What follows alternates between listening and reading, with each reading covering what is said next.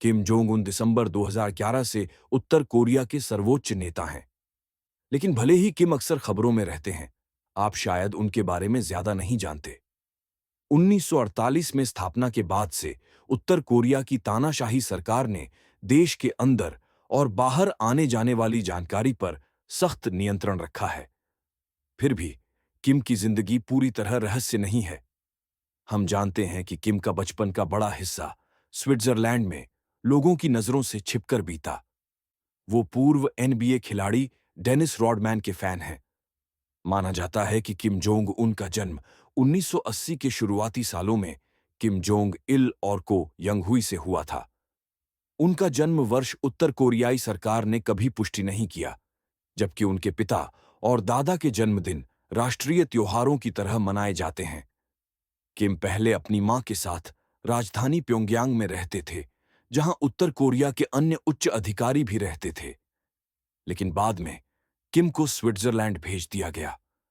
भले ही किम का शासन नागरिकों को देश से बाहर जाने या भीतर यात्रा करने की इजाजत नहीं देता, उनके अपने परिवार के सदस्य विदेशों में आलीशान जिंदगी जीते रहे हैं। स्विट्जरलैंड के बर्न शहर में किम का परिवार उन अपार्टमेंट्स में रहता था जो उत्तर कोरियाई सरकार ने करीब $40 लाख में खरीदे थे। परिवार के फोटो एल्बम में किम डिज्नीलैंड पेरिस घूमते और स्विस आल्प्स में स्की करते नजर आते हैं। और जब वो यूरोप में घूम नहीं रहे होते, तो बर्न के इंटरनेशनल स्कूल में पढ़ाई करते थे, जहां फीस काफी ज्यादा थी।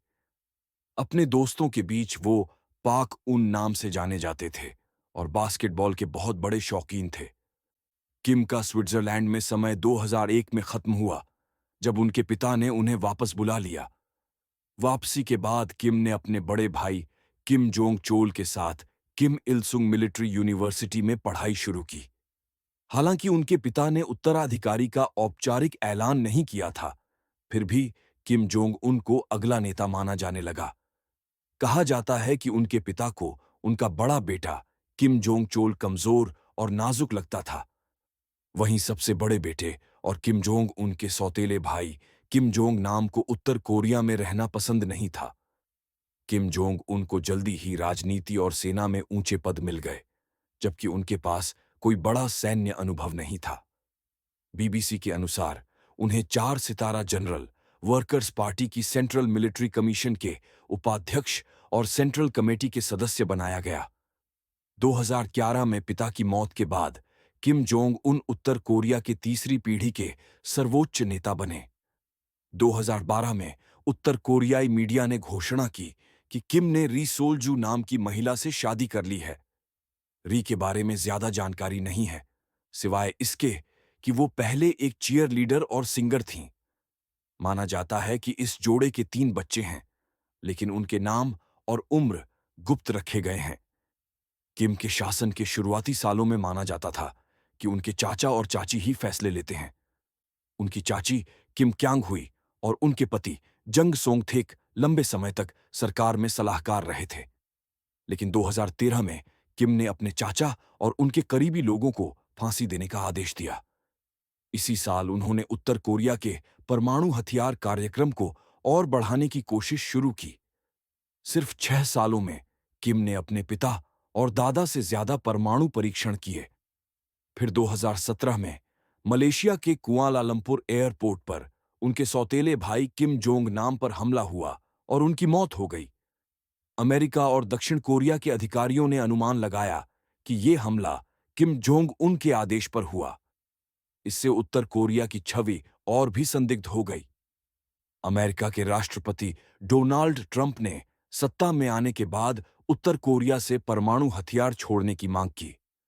किम ने इसके जवाब में परमाणु मिसाइल परीक्षण किया, ठीक उसी समय जब अमेरिकी उपराष्ट्रपति माइक पेंस दक्षिण कोरिया जा रहे थे। दोनों देशों के बीच तनाव बढ़ता गया और ट्विटर पर दोनों नेताओं के बीच तीखी बयानबाजी होने लगी। लेकिन 2018 में सब कुछ बदल गया। मार्च में किम ने बीजिंग का गुप्त दौरा किया, सत्ता संभालने के बाद उनकी पहली विदेश यात्रा। फिर अप्रैल में उन्होंने दक्षिण कोरियाई राष्ट्रपति मून जे-इन से मुलाकात की और 65 साल में पहली बार कोई उत्तर कोरियाई नेता दक्षिण कोरिया की जमीन पर गया। उसी साल गर्मियों में किम ने सिंगापुर में ट्रंप से मुलाकात की। ये किसी उत्तर कोरियाई और अमेरिकी नेता की पहली ऐतिहासिक मुलाकात थी। किम ने बाद में कहा कि ट्रंप के साथ उनका रिश्ता खास है। अप्रैल 2020 में किम की सेहत को लेकर अफवाहें फैलने लगीं कि उन्होंने सर्जरी कराई है। वो अपने दादा के जन्मदिन समारोह में नहीं दिखे, जो देश का सबसे बड़ा त्योहार माना जाता है। कई लोगों का मानना है कि उनकी तबीयत खराब है। पहले भी ऐसा हुआ था। 2008 में उनके पिता एक परेड में नहीं दिखे थे और बाद में पता चला कि उन्हें स्ट्रोक आया था। किम को भी 2014 में स्वास्थ्य समस्याएं हुई थीं, जब वो 40 दिनों तक सार्वजनिक तौर पर दिखाई नहीं दिए। वो फिर लौटे तो लंगड़ाकर चल रहे थे और छड़ी का सहारा ले रहे थे। संभव है कि किम इस बार सिर्फ कोविड-19 से बचने के लिए सार्वजनिक कार्यक्रमों से दूर हैं। हालांकि उत्तर कोरिया का दावा है कि वहां वायरस का कोई मामला नहीं है, लेकिन विशेषज्ञ इसे सच नहीं मानते। अब सवाल ये उठता है कि अगर किम को कुछ हो जाए, तो उत्तर कोरिया का अगला नेता कौन होगा? उनके बच्चे अभी बहुत छोटे हैं, भाई की संभावना कम है और बहन किम योजोंग के पास भले राजनीतिक पद है, लेकिन उत्तर कोरिया में आज तक कोई महिला नेता नहीं रही है और जल्द ऐसा होना भी मुश्किल है। एक बड़ा सवाल ये भी है कि उत्तर कोरिया के परमाणु हथियारों का क्या होगा? अमेरिका ने पहले उत्तर कोरिया को आर्थिक मदद की पेशकश की थी, अगर वो अपने परमाणु हथियार छोड़ दे। लेकिन हमें इंतजार करना होगा कि क्या उत्तर कोरिया